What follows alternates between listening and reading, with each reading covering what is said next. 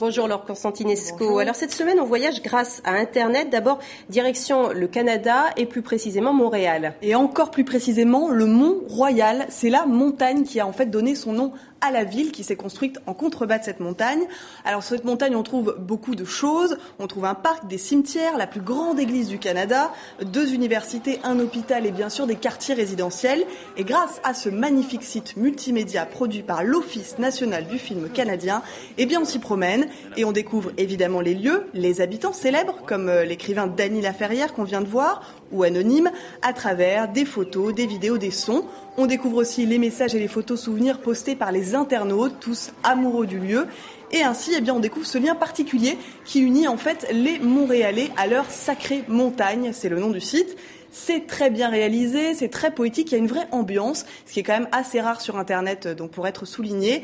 Bref, pour ceux qui connaissent, allez vite poster vos souvenirs. Et pour ceux qui ne connaissent pas comme moi, eh bien, ça donne sacrément envie d'y aller. Eh ben, allez-y, parce qu'effectivement, ça vaut le coup, là. Direction maintenant le fond de l'océan Atlantique. Voilà une autre ambiance, mais un site tout aussi soigné. Alors là, en fait, on nous emmène à 3843 mètres de profondeur sous l'océan Atlantique pour aller visiter l'épave du célèbre Titanic. Vous le voyez, on plonge littéralement sur ce site. Le paquebot, il a sombré par une nuit d'avril 1912 au large de Terre-Neuve, tuant à peu près 1500 personnes. Et depuis, eh bien, ce drame fascine toujours autant. On ne compte plus les films, les romans, même les bandes dessinées qui en parlent. Et cet été, eh bien, a eu lieu l'expédition scientifique la plus importante depuis celle qui a permis de découvrir l'épave en 1985. Le but de cette expédition, c'est modéliser ce qu'il reste du Titanic en 3D HD, 3 dimensions et haute définition.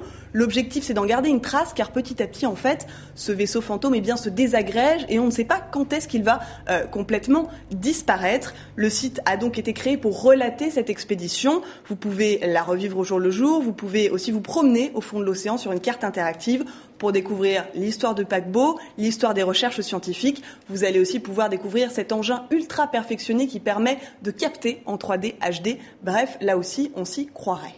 Un point sur le site de TV5 Monde, notre site, et nous partons en Iran, mais pour une actualité nettement moins réjouissante cette fois. Tout à fait. Hossein Derakhshan est un journaliste et un blogueur irano-canadien. Ce mercredi, il a été condamné à 19 années et demie de prison. Ça fait déjà 2 ans qu'il est derrière les barreaux à Téhéran.